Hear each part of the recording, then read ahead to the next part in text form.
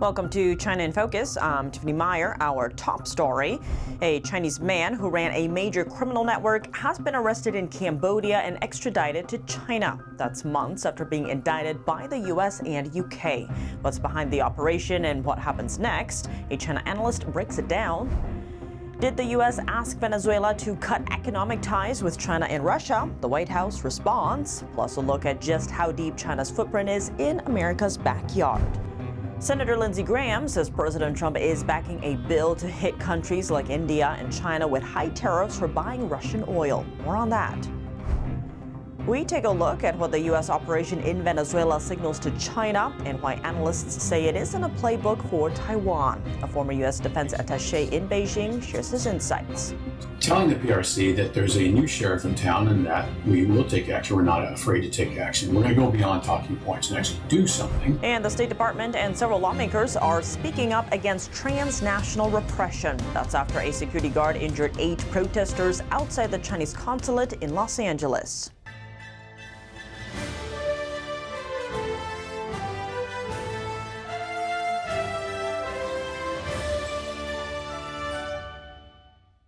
The head of a major scam network wanted by the U.S. has been arrested, but not anywhere near U.S. soil. On Wednesday, the head of Prince Group, Chen Zhi, was extradited to China to face serious criminal charges after being arrested in Cambodia. Media reports reveal that his ties to Chinese and Cambodian officials allowed his scam empire to operate unchecked for years, despite harming victims worldwide. To understand what Beijing's move means and how the U.S. might respond, NTD's Flora Hua spoke with Tang Jingyuan, a veteran China affairs analyst, for his insight. China and Cambodia announced that Chen Zhi's arrest is part of their joint operation to combat these scam centers. In my view, the arrest and extradition of Chen Zhi is essentially a show staged by the Chinese Communist Party in Cambodia. This allows China to achieve 2 goals at once. On the one hand, this is China's attempt to save their diplomatic image globally, claiming that they too are cracking down on online fraud.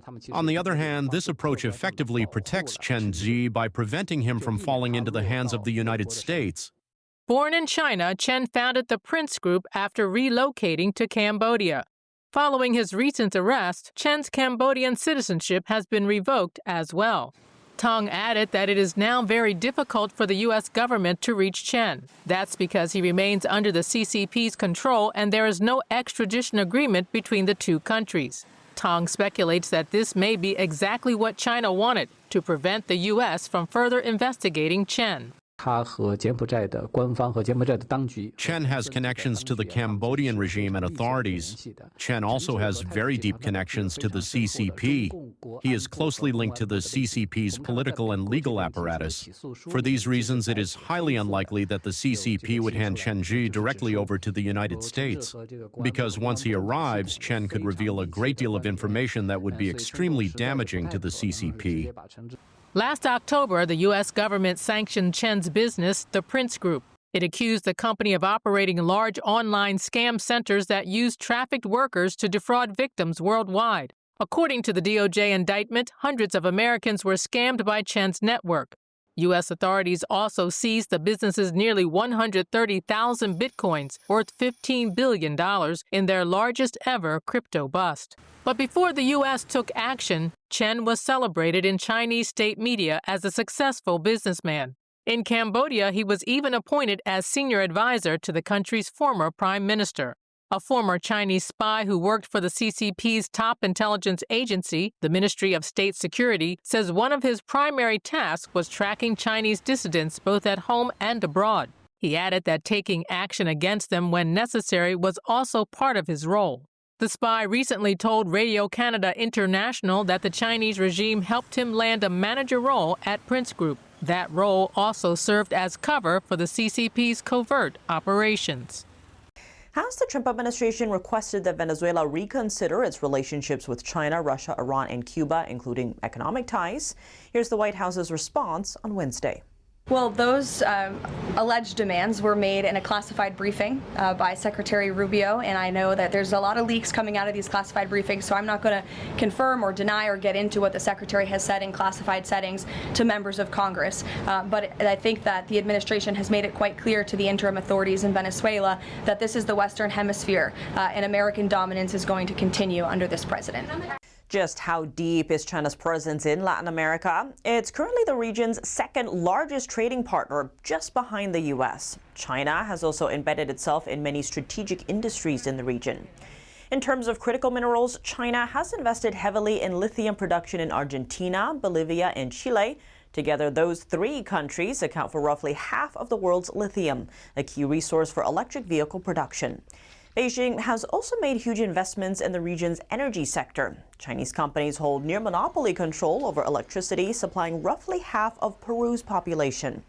And in Brazil, China's state grid has built an ultra-high voltage power line and plans to build more. China has also funded a dozen ports in Latin America. That includes 2 terminals near the Panama Canal, along with 3 in Mexico and 1 in Peru. It also has plans for a port in Chile. There's been concerns that these ports could be used for Beijing's military operations. We looked at the western side of Latin America. I'd argue that, in the south, they're building to have the capabilities to receive submarines. In the central, Peru, they're looking to have the ability to receive aircraft carriers. And in the north, where I would say, Central America is, in the Gulf of Fonseca, they're going to be able to build the capacity for support ships. And this is now an ambition. I don't think this is near complete yet, but I think the idea is that if they're able to eventually break the chain of island nations and get past Guam into the Blue Ocean, they need to have a destination. And to have that destination, they need to build the infrastructure ahead of time. Latin America hosts China's largest space infrastructure presence outside its own borders. That includes a space observation facility in Argentina, along with satellite ground stations in Bolivia, Brazil, Chile, and Venezuela. U.S. officials are concerned that they can be used to spy on Washington's military. President Trump has greenlit a bill to slap sanctions on countries that buy Russian oil, including China and India. That's according to Senator Lindsey Graham. If passed, the bill would authorize Trump to impose up to 500% tariffs on countries that buy Russian oil. The move is aimed at pressuring Moscow to end its war with Ukraine. Following a more than 2-week pursuit, U.S. forces on January 7th seized a Venezuelan-linked oil tanker escorted by a Russian submarine in the Atlantic Ocean for alleged violations of U.S. sanctions. The vessel was seized in the North Atlantic under a warrant issued by a U.S. federal court. The U.S. had been pursuing the tanker since last month after it tried to evade a blockade on sanctioned oil vessels around Venezuela. The U.S. seized 2 Venezuela-linked oil tankers Wednesday, including the Marinera. The Justice Department is investigating crew members of the Marinera for failing to obey Coast Guard orders. Attorney General Pam Bondi said criminal charges will be pursued against all responsible actors. In response, Russia said the U.S. seizure of its oil tanker is illegal. The Russian Foreign Ministry has demanded that the American side ensure humane and dignified treatment of Russian crew members. Efforts are underway to stabilize Venezuela after the ouster of former dictator Nicolas Maduro. President Trump's plan will play out in 3 primary phases. NTD's Dana Monahan breaks it down. Secretary of State Marco Rubio described the initial step for Venezuela as a stabilization effort, saying the U.S. can't let the country descend into chaos. In the first phase, he said the U.S. will continue to exercise control over access to Venezuela's oil resources. They are not generating any revenue from their oil right now. They can't move it unless we allow it to move, because we have sanctions, because we're enforcing those sanctions. The second phase will focus on recovery, which Rubio says involves what he calls fair access to the Venezuela market by American and other companies, as well as healing. At the same time, begin to create the process of reconciliation nationally within Venezuela, so that the opposition forces can be amnestied and released and from prisons or brought back to the country and begin to rebuild civil society. The plan will ultimately conclude with a transition of power. It's where we have tremendous control and leverage over what those interim authorities are doing and are able to do. But obviously this will be a process of transition. In the end, it will be up to the Venezuelan people to transform their country. President Trump yesterday proposed increasing the Pentagon's budget to $1.5 trillion in 2027, a 66% increase, saying it would give the United States its dream military. Trump says the world is going through very troubled and dangerous times. Over to Colombia. President Trump yesterday said he spoke on the phone with Colombian President Gustavo Petro, calling the conversation a great honor and announcing plans for an in-person meeting at the White House. Trump said Petro initiated the call to discuss Colombia's stance on drugs and address other areas of disagreement between the two countries. The friendly tone is a change from earlier in the week, when Trump criticized the nation over its role in the illegal drug trade. Colombia is very sick, too, run by a sick man who likes making cocaine and selling it to the United States, and he's not going to be doing it very long, let me tell you. The president seemed open to taking action. He has cocaine mills and cocaine factories. He's not going to be doing it very long. So there will be an operation by the U.S. and It sounds good to me. Petro said yesterday that Trump pulled back on his tone during a conversation that lasted roughly an hour. He said he had invited Trump for a private meeting, but instead the pair decided to hold talks in Washington. In regard to this personal conversation, we shouldn't put our guard down. We still have to talk at the White House. The sudden détente revealed that Petro and Trump share a key characteristic, an apparent willingness to negotiate with an adversary if deemed to be in their country's best interest. For Colombia, the U.S. remains critical for the military's fight against leftist guerrillas. For the U.S., Colombia is the main source of intelligence used to interdict drugs in the Caribbean. Daniel Monahan, NTD News. The United States could be dealing with Venezuela for an extensive period of time. President Trump was asked by the New York Times how long the administration would demand direct oversight of the nation. Trump didn't give a definitive answer, replying, quote, "Only time will tell." When the Times questioned if it could take a year or longer, Trump said, quote, "I would say much longer." During the nearly 2-hour sit-down, Trump said the rebuilding process will be profitable and will include the taking of oil. President Trump's decision to strike Venezuela and capture the dictator Nicolas Maduro has sparked debate among foreign policy experts. They're drawing parallels over what it could mean for China in regards to a Taiwan invasion. Some analysts question whether Beijing might see the move as a model. But others speculate that the recent U.S. operation won't be China's playbook to advance on Taiwan. According to the Council on Foreign Relations, the most fundamental reason China hasn't moved on Taiwan is due to a lack of confidence militarily. Analysts say Washington's Venezuelan operation differs from Beijing's goal. Though President Trump said the U.S. would run Venezuela for a time after capturing its dictator, taking permanent control is not part of the plan. By comparison, China claims the Taiwan issue is an internal matter. Beijing's goal is to remove Taiwan's democratic leadership and govern the island indefinitely. Meanwhile, the U.S. has said it will support Taiwan if doing so serves a vital national interest. U.S. allies say they will continue supporting Washington in the Taiwan Strait, both to defend themselves and to maintain regional balance of power. Beijing has been updating its assessment of both the U.S. military capabilities and Trump's willingness to deploy them. For now, analysts believe Beijing will stay patient, especially if it sees Washington's actions in Venezuela as a distraction rather than a long-term strategic gain. Despite fielding advanced Chinese-made JY-27 anti-stealth radars, Venezuela's air defense network was knocked out early in the U.S. operation. Washington's electronic warfare aircraft jammed radar coverage, allowing U.S. stealth fighters to strike undetected. A military observer wrote on X saying U.S. forces proved Chinese technology useless. He noted that Venezuela had purchased 9 advanced radars from China, and they all failed to detect Washington's F-22 and F-35 stealth fighters. China analysts say at least 23 countries operate Chinese-made air defense radars, with occasional reports raising questions about their reliability. Following the recent strike in Venezuela, some say Beijing's manufacturers may be falling behind in the sector.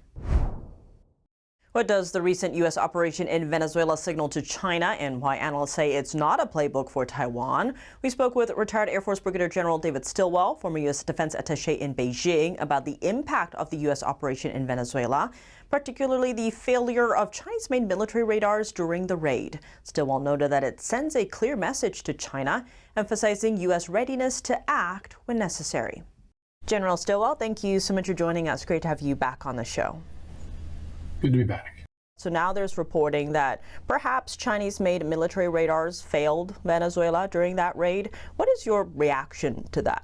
Well, very positive in that there are definitely echoes of the 2017 Mar-a-Lago dinner with Xi Jinping that was designed to be at the same time we took out a Syrian airfield that had just killed its own people, following through with the Obama threat that if you do that, there will be a response. Telling the PRC that there's a new sheriff in town and that we will take action. We're not afraid to take action. We're going to go beyond talking points and actually do something. This is another example of that. I have no doubt that the timing of the Chinese delegation had something, or at least was considered as part of this, and it's masterful in letting them know that you're in our neighborhood. Call it Monroe Doctrine, call it imperialism. I mean, you can think of all sorts of negative terms for this, but the fact is, like Panama, the U.S. has specific interests in the region. The Maduro and Hugo Chavez regimes before that were barbaric. We don't like to see people abused, and we're going to take action to prevent that. Where's the downside to that? I mean, if you look at the people in New York City, the Venezuelans, the expats, the people who fled that regime, and they're thrilled that they may get a new lease on life and a chance to live what we consider a normal life. And the last thing is, the American activities are often characterized as imperialist, which would then mean you're beggaring the people. You're stealing from them so the rich proper barons get, they make their fortunes. But the exact opposite is true. While the U.S. was working with Venezuela as a friend, there was lots of investment. There was oil industry set up and all that stuff. And it wasn't until the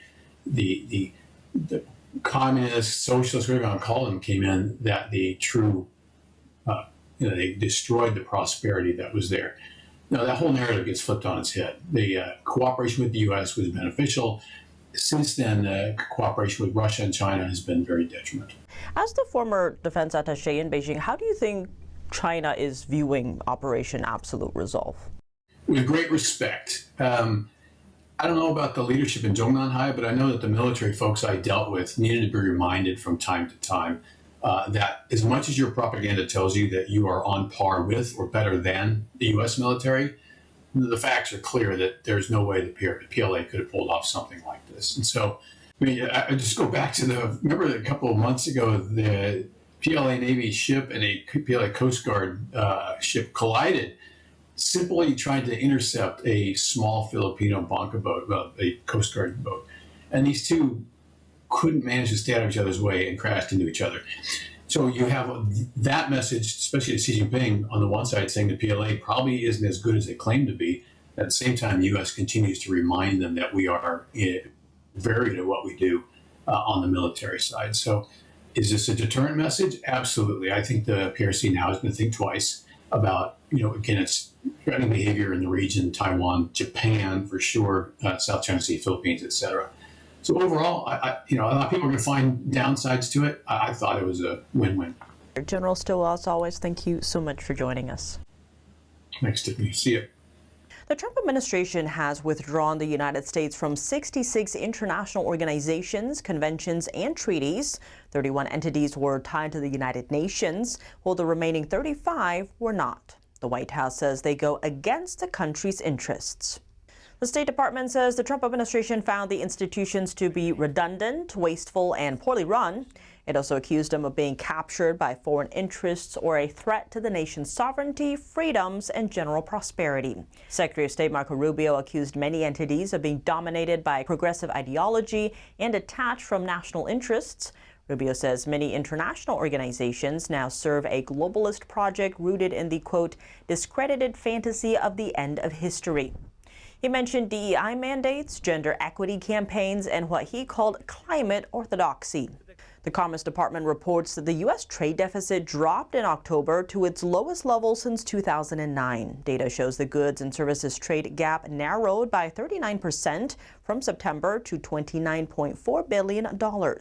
Imports into the U.S. fell 3.2% to $331 billion in October, with export jumping to $302 billion. Goods imports dropped 4.5% to $255 billion, the lowest level since June 2023. Imports of industrial supplies dropped $2.7 billion, the lowest level since February 2021. Exports rose 2.6% to a record $302 billion. Goods exports jumped 3.8% to $195.9 billion, an all-time high. Separate polls of economists and analysts by Bloomberg and the Wall Street Journal had predicted a $58 billion deficit. Coming up, the U.S. State Department and several lawmakers are speaking out against transnational repression after a security guard injured 8 protesters outside the Chinese consulate in Los Angeles. More on that after the break here on China in Focus. Welcome back to China in Focus. I'm Tiffany Meyer. Lawmakers and the State Department say they are alarmed by a recent incident that infringed on constitutional rights here in the U.S. That comes after reports that a private security guard hired by the Chinese consulate in Los Angeles used pepper spray on pro-democracy protesters. The State Department says it's closely following the development of the incident. A State Department spokesperson responded to NTD's sister media, the Epoch Times, in a statement on Wednesday. They added that, quote, "The right to peaceably assemble is guaranteed by the First Amendment of our Constitution. The repression of the exercise of this fundamental freedom will not be tolerated in the United States of America." Several lawmakers called such behavior extremely concerning. Take a listen. Absolutely unacceptable.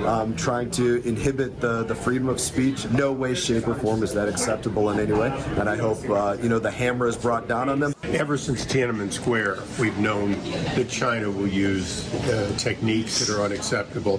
And it doesn't surprise me that even in the United States, China would do that. We believe that there is freedom of speech here in America. We don't always have to agree, but we need to be respectful to each other and to our differing thoughts. Obviously, that's extremely concerning if you're seeing, force used against people who are peacefully protesting, especially protesting in favor of democracy, and if it involves foreign elements, that's even more concerning. Congressman John Lennar, chairman of the House Select Committee on China, said his panel strongly condemns the transnational repression and coercive tactics employed by the Chinese Communist Party. He added these tactics are used to silence critics and intimidate dissidents beyond its borders. Molinar emphasized that peaceful protest and free expression are protected by the Constitution. He said those protections apply to all people lawfully assembling in public spaces in the United States, including outside foreign diplomatic facilities. According to the local law enforcement website, the security guard was released by court order on Monday on a $0 bail. He was arrested on Sunday after injuring at least 8 people outside the Chinese consulate in Los Angeles. Insider sources disclosed his aggression as part of a Beijing-orchestrated transnational suppression across the U.S. There will be a little less traffic in outer space on Thursday. NASA has postponed a scheduled spacewalk due to a, quote, medical concern. Officials wouldn't give more information about the matter. Astronauts Mike Fink and Zena Cardman were set to exit an International Space Station airlock to finish work on a power channel. No word yet on when the spacewalk will be rescheduled. That's all for today's China in Focus. I'm Tiffany Meyer. If you have any feedback on the show or have something you'd like to see us cover, send us an email at chinainfocus@ntd.com. We'd love to hear from you. For on-the-clock original news coverage, visit us at ntd.com or download our NTD app. Thanks for watching. See you tomorrow.